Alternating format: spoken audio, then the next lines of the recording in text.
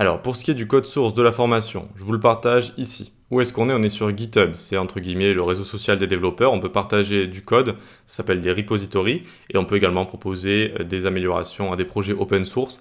Mais là, ça va en dehors de ce cours. C'est juste ici, je vous ai partagé du code. Vous avez juste à cliquer sur le petit bouton vert et Download Zip ici. Donc vous avez juste à suivre le lien qui est en code source ou en description, soit en description, soit en fichier source, suivant la plateforme sur laquelle vous me suivez. Et donc, vous allez tomber, une fois que vous l'ouvrez avec VS Code, l'éditeur de texte qu'on va utiliser, eh bien, vous tombez sur ça. Alors, VS Code, hop, tac, vous pouvez le trouver juste ici. VS Code, Visual Studio Code, c'est un des meilleurs éditeurs de texte, si ce n'est le meilleur éditeur de code. Et donc, ici, vous pouvez le télécharger directement. Mais on va y revenir juste après dans quelques vidéos sur comment le télécharger et comment configurer tout ça pour pouvoir l'utiliser. D'accord? Donc là, c'est pas ça le plus important, c'est vraiment le code source. Une fois que vous l'avez téléchargé, en fait, vous allez pouvoir l'ouvrir avec VS Code du coup, et juste pour vous expliquer ce qu'il y a à l'intérieur, par exemple il y a des dossiers ici, ça va être le site qu'on va faire de A à Z à la fin de la partie CSS, donc on aura les fichiers de base que je vous ai préparés où il n'y a rien écrit dedans, et le site complet ici, où il va y avoir tout qui va être écrit, notamment tout le CSS, etc. Ok? Donc ça par exemple, voilà, il faudra y aller à la fin de la partie CSS, mais je vous le rappellerai, hein, vous inquiétez pas. Ça, à la partie framework CSS, où on va avoir différents bacs à sable que je vous ai préparés pour pouvoir expérimenter tout ça, différents projets. Ensuite, il y aura la partie formulaire, pareil, on va faire quelques petits formulaires style Airbnb, etc. Vous allez voir, c'est assez sympa.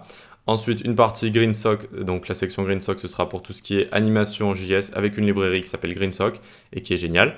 Ok. Et ensuite, je vous ai fait un petit conseil.txt, donc très court, hein, c'est juste, je vous montre où télécharger VS Code si vous n'avez pas trouvé. Il y a juste à taper VS Code sur Google, l'extension qu'on utilise et autosave qui est activé. Ok. Et ensuite, il y a beaucoup d'exercices dans cette formation, mais il y en a seulement 2 où je vous ai préparé du code spécialement ici. Enfin, pour les autres aussi, je vous ai préparé du code en fait, mais je vous le montre directement en vidéo. Et ça va être des sortes de petits challenges si vous voulez. Alors que là, je vous ai vraiment préparé du code complet. Et donc, c'est sur CodePen. C'est un site qui permet aussi de partager du code, mais aussi de le visualiser en fait, Et donc, vous allez avoir plusieurs exercices comme ça.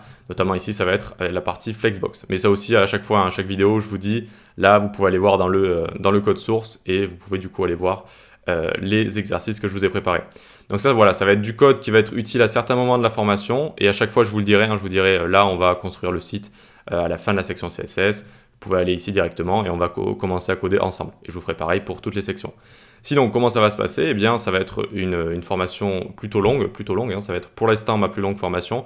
Et on va se créer dans les prochaines vidéos un dossier de base, comme si on partait de rien. Et on va commencer à se créer nos premiers fichiers pour faire de l'HTML. On verra bien l'HTML, ensuite CSS, JS, etc. etc.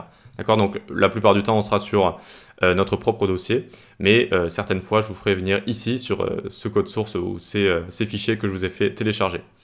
Ok pour ça, allez maintenant je vais vous donner quelques petits conseils parce que c'est vrai que la formation est assez longue, je vous conseille vraiment de coder avec moi, surtout si vous êtes débutant et même normalement si vous suivez cette formation c'est que vous êtes plus ou moins débutant, mais surtout si vous n'avez jamais codé de votre vie, il faut vraiment suivre les vidéos. Alors vous pouvez réduire la vitesse des vidéos si ça va trop vite, vous pouvez les revoir également, n'hésitez pas à coder surtout. Regardez ce que fait votre code, vous dire ok, ça fait ça, ça joue avec ça, ces propriétés elles font ça nous donne ça, etc. Et bien analyser tout ça. Recopier avec moi, c'est un peu plus fatigant, ça met un peu plus de temps, mais au final vous allez mieux apprendre, vous allez mieux comprendre ce qui se passe. Et surtout, quand je ne serai plus là et que vous coderez seul, eh bien, vous serez déjà un petit peu habitué à coder et vous aurez déjà des petits automatismes, notamment des petits raccourcis que je vais vous montrer. Et puis, des petits automatismes. Là, j'ai envie de créer ça. Ok, ben, je vais pouvoir faire tac, tac, tac, etc. etc. Si vous suivez toutes les vidéos sans coder, vous allez beaucoup moins bien apprendre. Donc aussi également pour suivre des formations qui sont longues, j'ai une petite technique. Moi aussi je suis beaucoup de formations, il faut vraiment se former tout le temps aujourd'hui. Et là j'ai suivi récemment une formation sur le marketing digital par exemple. Elle était assez longue et vous prenez des morceaux en fait, par exemple 2 heures par 2 heures ou 3 heures par 3 heures. Et vous allez d'abord la regarder en x2, d'accord? Regardez en vitesse x2, 3 heures de vidéo d'un coup comme ça. Vous le regardez rapidement. Vous regardez juste de quoi on parle, quels sont les piliers, quels sont les paradigmes, de quoi on parle, les méthodes, etc. Juste pour comprendre globalement. Et ensuite, vous revenez au début et vous faites, vous allez recopier le code s'il y a du code, vous allez faire les exercices s'il y a des exercices, vous allez prendre des notes à côté pour bien vous faire rentrer dans votre tête les piliers, etc. Mais je trouve ça très important, notamment quand les formations sont longues, de d'abord regarder en accéléré, partie par partie, d'accord? Une partie, pas les 30 heures d'un coup, sinon là, vous allez oublier ce que vous avez vu au début, et puis vous pouvez pas faire 15 heures d'affilée comme ça.